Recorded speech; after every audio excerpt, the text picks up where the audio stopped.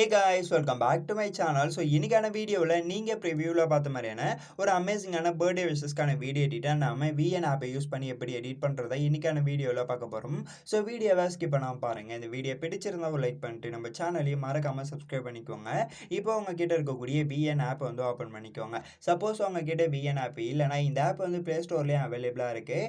நீங்கள் play ஸ்டோர்லேருந்து download பண்ணிக்கோங்க. Download பண்ணி ஓப்பன் பண்ணதுக்கப்புறம் உங்களுக்கு வந்து VN ஆப்போட இன்டர்ஃபேஸ் பார்க்குறதுக்கு இந்த மாதிரி தான் இருக்கும். இப்போ டவுன்லோட் பண்ணி ஓப்பன் பண்ணதுக்கப்புறம் இங்கே பார்த்தீங்கன்னா ப்ளூ கலரில் ப்ளஸ் ஐக்கன் இருக்கும். இந்த ப்ளஸ் ஐக்கனை வந்து கிளிக் பண்ணிக்கோங்க. கிளிக் பண்ணதுக்கப்புறம் இந்த இடத்த பார்த்தீங்கன்னா நியூ ப்ராஜெக்ட்னு இருக்கும். ஸோ அதை வந்து கிளிக் பண்ணிக்கோங்க. கிளிக் பண்ணதுக்கப்புறம் இப்போ டேரெக்டாக உங்களுடைய கேலரிக்குள்ளே போயிடும். உங்களுடைய கேலரிக்குள்ளே பண்ணதுக்கப்புறம் வீடியோ அண்ட் ஃபோட்டோன்னு இருக்கும். நீங்கள் ஃபஸ்ட்டு வீடியோன்ற செக்ஷனை வந்து செலக்ட் பண்ணிக்கோங்க. செலக்ட் பண்ணதுக்கப்புறம் நான் டிஸ்கிரிப்ஷன் பாக்ஸில் கொடுத்துருக்கக்கூடிய இந்த பர்த்டே டெக்ஸ்ட் லிரிக்ஸ் வீடியோ வந்து டவுன்லோட் பண்ணிக்கோங்க. நீங்கள் எந்த ஃபோல்டரில் அந்த லிரிக்ஸ் வீடியோ டவுன்லோட் பண்ணி வச்சுருக்கீங்களோ ஸோ அந்த ஃபோல்டர் செலக்ட் பண்ணி லிரிக்ஸ் வீடியோ வந்து செலக்ட் பண்ணிக்கோங்க. செலக்ட் பண்ணதுக்கப்புறம் இப்போ ஃபோட்டோன்ற செக்ஷன் வந்து செலக்ட் பண்ணிக்கோங்க. செலக்ட் பண்ணதுக்கப்புறம் நீங்கள் பர்த்டே விஷஸ்க்கான வீடியோ எடிட்டை யார் ஃபோட்டோஸை வச்சு எடிட் பண்ண போகிறீங்களோ ஸோ அவங்களோட ஃபோட்டோஸை எந்த ஃபோல்டரில் வச்சுருக்கீங்களோ அந்த ஃபோல்டர் செலக்ட் பண்ணி இம்போர்ட் பண்ணிக்கோங்க. இப்போ நான் வந்து எக்ஸாம்பிளுக்கு ஒரு 5 or 6 ஃபோட்டோ வந்து செலக்ட் பண்ணி இம்போர்ட் பண்ணிக்கிறேன். செலக்ட் பண்ணதுக்கப்புறம் இங்கே ப்ளூ கலரில் ஏரோ மார்க் இருக்கும். இந்த ஏரோ மார்க்கை கிளிக் பண்ணிங்கன்னா இப்போ நெக்ஸ்ட் பேஜுக்கு வந்துடும். நெக்ஸ்ட் பேஜ் வந்ததுக்கப்புறம் மேலே பார்த்தீங்கன்னா ஒரிஜினல் இருக்கும். ஸோ அதை கிளிக் பண்ணிட்டு நீங்கள் என்ன பண்ணுறீங்கன்னா 9:16 அந்த ரேஷியோவில் எடிட் பண்ணுறதா இருந்தாலும் எடிட் பண்ணிக்கலாம். அப்படி இல்லைனா ஃபோன் ஃபுல் ஸ்க்ரீன் சைஸ்க்கு நீங்கள் எடிட் பண்ணுறதா இருந்தாலும் எடிட் பண்ணிக்கலாம். ஸோ உங்களுடைய விருப்பம் தான். ஒரிஜினலில் வச்சிங்கன்னா ஃபோன் ஃபுல் ஸ்க்ரீனுக்கு வரும் வீடியோ. அப்படி இல்லை எனக்கு அந்த 9:16 அந்த ரேஷியோ தான் பிடிக்கும்னு நினச்சிங்கன்னா நீங்கள் அந்த 9:16 அந்த ரேஷியோவுக்கு செலக்ட் பண்ணி எடிட் பண்ணிக்கலாம். ஸோ உங்களுடைய விருப்பம் தான். ஓகேவா? ஸோ இப்போ ஸ்க்ரோல் பண்ணிட்டாங்க. லாஸ்ட்டில் பார்த்தீங்கன்னா பிளாக் பேக்ரவுண்ட் இமேஜ் வந்து டிஃபால்ட்டாகவே ஆட் ஆகிருக்கும். இந்த பிளாக் பேக்ரவுண்ட் இமேஜை டபுள் கிளிக் பண்ணி டெலிட் ஆப்ஷன் இருக்கும். ஸோ அதை கிளிக் பண்ணி டெலிட் பண்ணி விட்டுருங்க.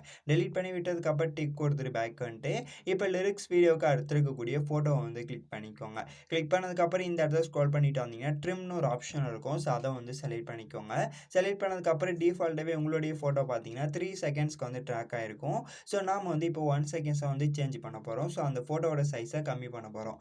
இந்த இடத்த பார்த்தீங்கன்னா 1 செகண்ட் இருக்கும். அந்த 1 செகண்ட் வந்து செலக்ட் பண்ணிக்கோங்க. செலக்ட் பண்ணதுக்கப்புறம் இங்கே ஏரோ மார்க் இருக்கும். இந்த ஏரோ மார்க்கை கிளிக் பண்ணிங்கன்னா அடுத்த ஃபோட்டோக்கு மூவ் ஆகிடும். அடுத்த ஃபோட்டோக்கு மூவ் ஆனதுக்கப்புறம் 1 செகண்ட் இருக்கும். அந்த 1 செகண்ட் வந்து சேஞ்ச் பண்ணிக்கோங்க. அகைன் இந்த இடத்துல இருக்கக்கூடிய ஏரோ மார்க்கை கிளிக் பண்ணிங்கன்னா நெக்ஸ்ட் ஃபோட்டோக்கு மூவ் ஆகிடும். இதே போலவே அடுத்தடுத்த ஃபோட்டோ வந்து செலக்ட் பண்ணிக்கோங்க. செலக்ட் பண்ணி கரெக்டாக நீங்கள் என்ன பண்ணுறீங்கன்னா அந்த 3 செகண்ட்ஸில் வந்து ஃபோட்டோவோட சைஸை நீங்கள் 1 செகண்ட்ஸை வந்து ட்ரிம் பண்ணி வச்சுருங்க. ஸோ ஓவராலாக நீங்கள் ஆட் பண்ணி வச்சுருக்கக்கூடிய எல்லா ஃபோட்டோவோட சைஸுமே வந்து கம்மி பண்ணிவிடுங்க. ட்ரிம் பண்ணி வச்சதுக்கப்புறம் சிங்கிள் டிக் இருக்கா அந்த சிங்கிள் டிக்கை வந்து கிளிக் பண்ணிக்கோங்க. கிளிக் பண்ணதுக்கப்புறம் டிக் கொடுத்துட்டு பேக் வந்துடுங்க. பேக் வந்துட்ட பிறகு இப்போ உங்களுடைய 2 ஃபிங்கர் வச்சு இந்த மாதிரி ஜூம் பண்ணுங்கள். ஜூம் பண்ணிங்கன்னா உங்களுக்கு வந்து ஸ்பேஸ் எல்லாமே இந்த மாதிரி கிடச்சிரும்.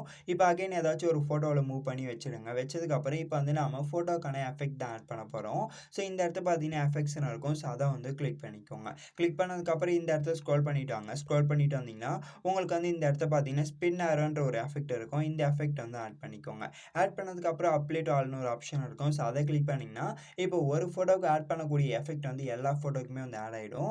ஆட் ஆகிட்ட பிறகு ஸ்க்ரோல் பண்ணிட்டு வந்தீங்கன்னா ஃபர்ஸ்ட்லேயே பார்த்தீங்கன்னா லிரிக்ஸ் வீடியோலுமே வந்து எஃபெக்ட் வந்து ஆட் ஆகிருக்கும்.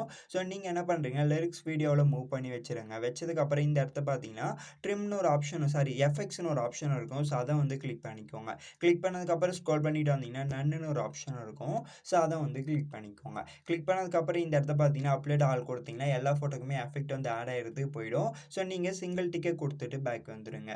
பேக் வந்த பிறகு அகைன் ஸ்க்ரோல் பண்ணிட்டு வந்தீங்கன்னா இப்போ ஒவ்வொரு ஃபோட்டோக்கு நடுவில் வந்து ப்ளஸ் ஐக்கான இருக்கும். இந்த ப்ளஸ் ஐக்கானை கிளிக் பண்ணிக்கோங்க. இப்போ நான் வந்து ஃபோட்டோக்கான டிரான்சாக்ஷன் எஃபெக்ட் தான் ஆட் பண்ண போகிறோம். ஸ்க்ரோல் பண்ணிட்டு வந்தீங்கன்னா இந்த இடத்த பார்த்தீங்கன்னா லைட்டுன்னு ஒரு எஃபெக்ட் இருக்கும். இந்த எஃபெக்ட் வந்து ஆட் பண்ணிக்கோங்க. ஆட் பண்ணதுக்கப்புறம் கரெக்டாக டூரேஷன் வந்து செட் பண்ணிவிடுங்க. செட் பண்ணதுக்கப்புறம் அப்ளை டு ஆல்னு ஒரு ஆப்ஷன் இருக்கும். ஸோ அதை வந்து கிளிக் பண்ணிக்கோங்க.